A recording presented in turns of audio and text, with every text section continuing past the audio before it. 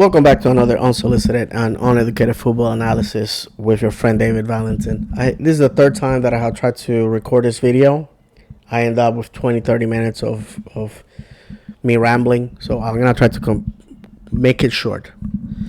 One of the things that happens with Orlando City as a fan base, and many of the MLS fan bases, is that when things go bad, people tend to stop going to the stadium. They're fighting among themselves, and they're tweeting like mad or messaging like mad on social media to people in the front office. Many who have no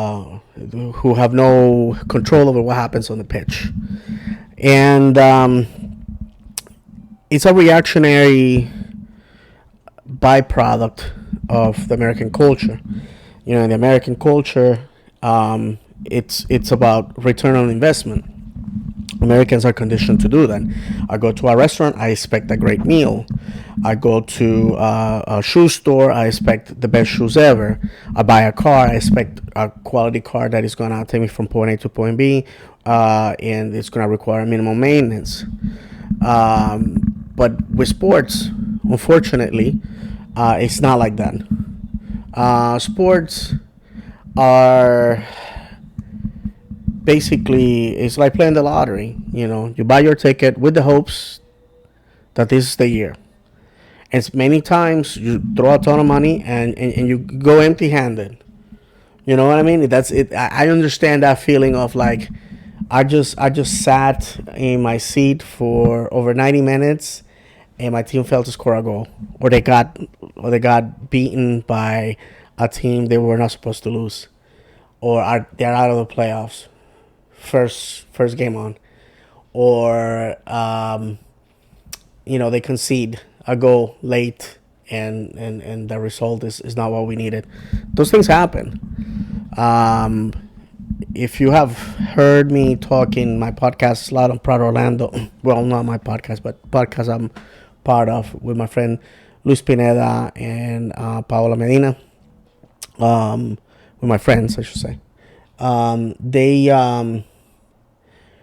We have come to this conclusion that we need to be the fan base that supports Orlando City and not the result. We need to, us as Latin Americans, as Hispanics, we come from a culture where the team represents the community, is an extension of ourselves, our families, of who we are. And when things go bad, that's when we should support even harder. In American sports, it's not like that, and MLS tends to mirror itself to American leagues, professional leagues, rather than overseas, and that's what had made them successful to survive to this point, because it was very, very difficult in the early years. Things have changed, in my opinion.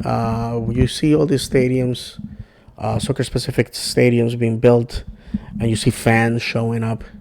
But MLS falls short in many aspects. For example, it has failed to reach out to fans that will never support MLS because it doesn't follow the system, the business model that the rest of world football follows, which is promotion, relegation, teams being independent, choosing what kit sponsor they want, and et cetera, et cetera. Also, MLS does one thing that is irritating, but I understand it as a business major. I understand it, which is to look after the bottom line.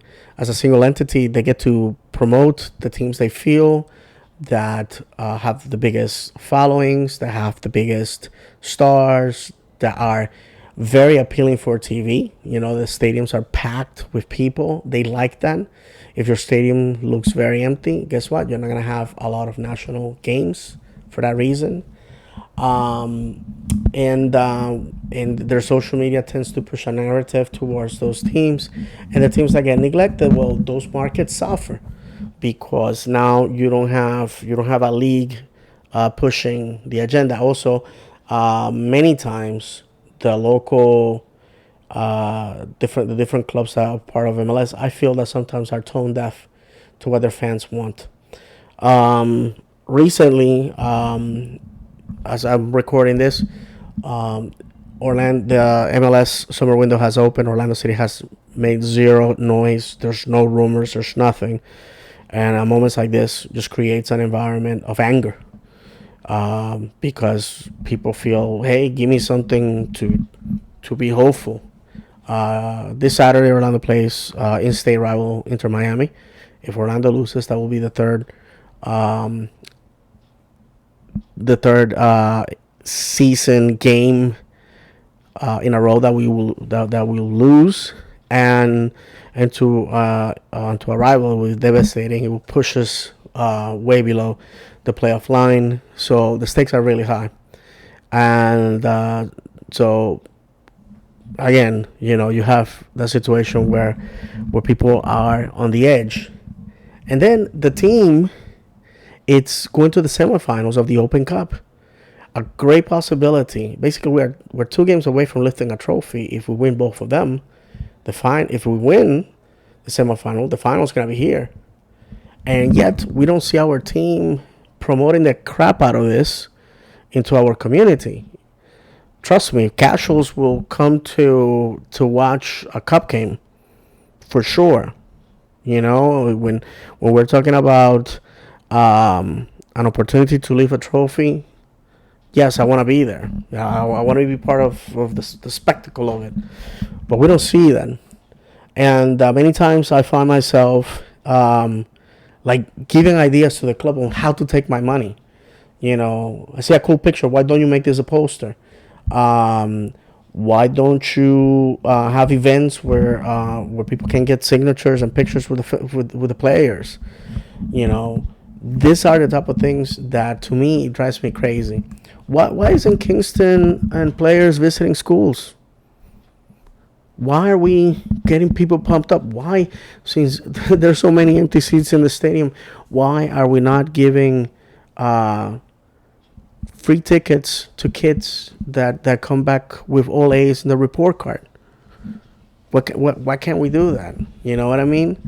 Why can't we make this city fall in love with this club again? Why can't we do that? I just don't understand that part.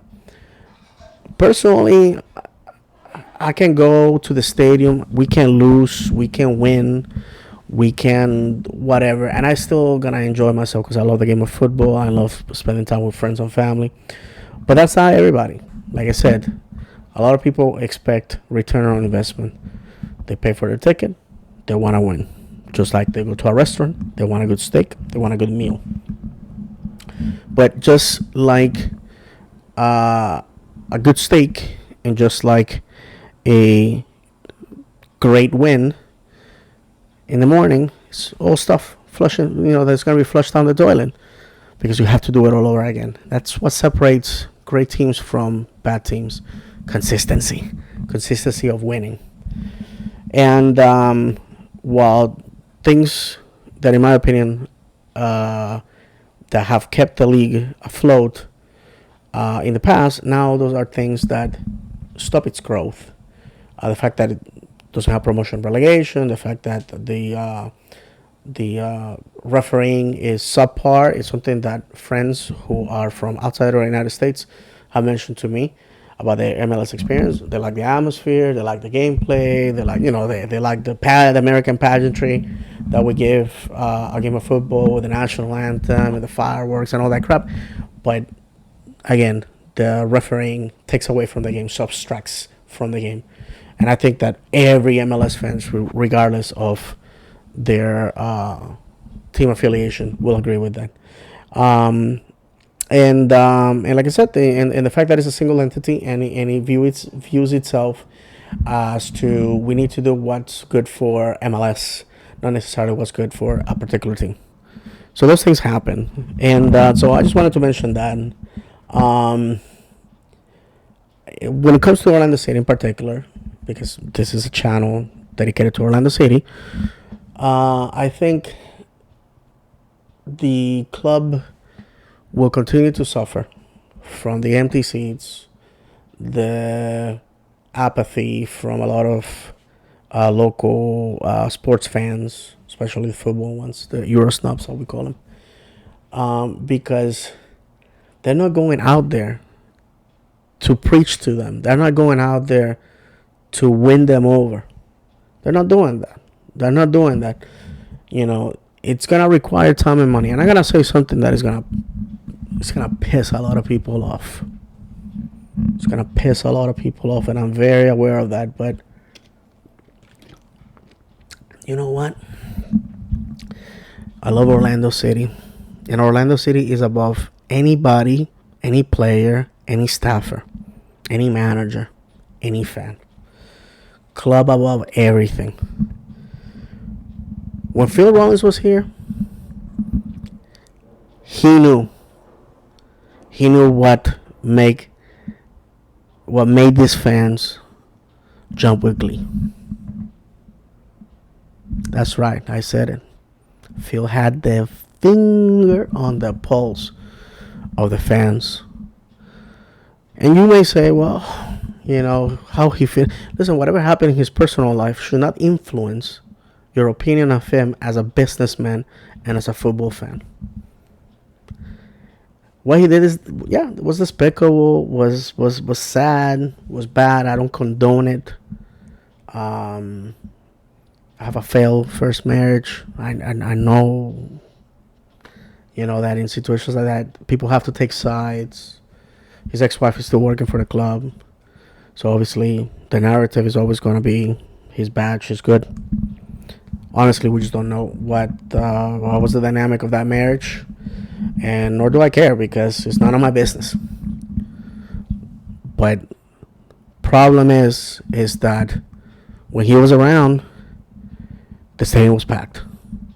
When he was around, we were in the media all the time. When he was around, people were excited. People bought into the little tribe mentality. I am part of that generation of the USL. I was there in 2011, 2012, 2013, 2014. I watched the team in the old Citrus Bowl, went out to Disney, came back to the Citrus Bowl for MLS, moved to Exploria. I've been to all of that. I've been there to see the club lift trophies. Okay? And quite honestly, we need to whatever he did, we need to recapture that atmosphere. Because what we have done since his departure has not worked. Has not. You don't go from 63,000 screaming fans, which, by the way, that's enough people to fill two Exploria stadiums to capacity and leave people outside. Thousands outside. That's it. That's all I have to say. We have to recapture our mojo, whatever it is. We have to make the city fall in love with the club again.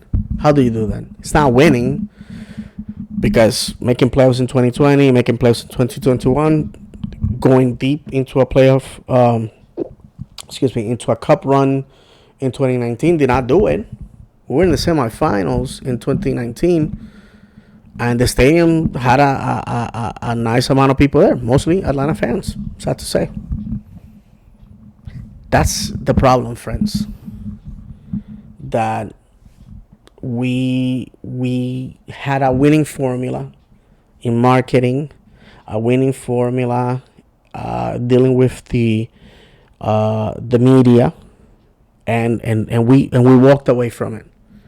We walked away from that winning formula, and unfortunately, most people in this town don't know we have an MLS team, or probably think the team tanked. That's it. Going on 15 minutes, so I'm gonna conclude.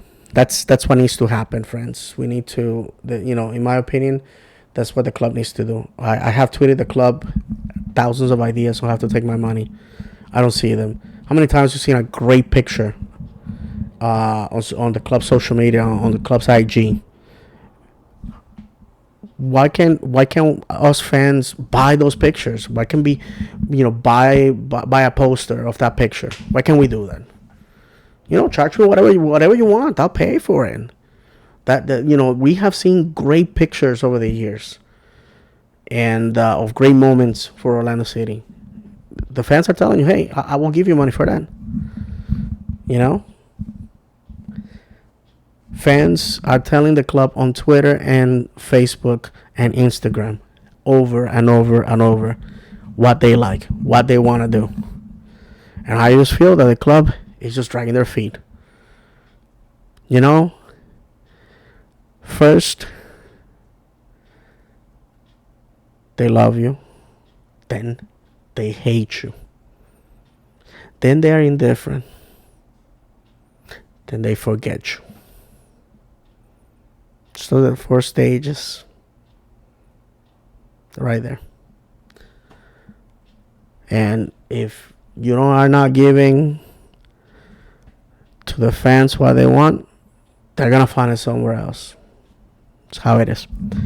Well, my friends, thank you for watching the video. If you can give me a thumbs up and a subscription, I will appreciate it. This vlog is about football in general, but mostly about Orlando City, my local club. If you want to consume content about Orlando City, here I am, and I would like to invite you Mondays at 8:30 p.m. live, Loud and Proud Orlando, with my friends Luis Pineda and Paolo Medina. We'll be talking about Orlando City, Orlando Pride, OCB, the national team.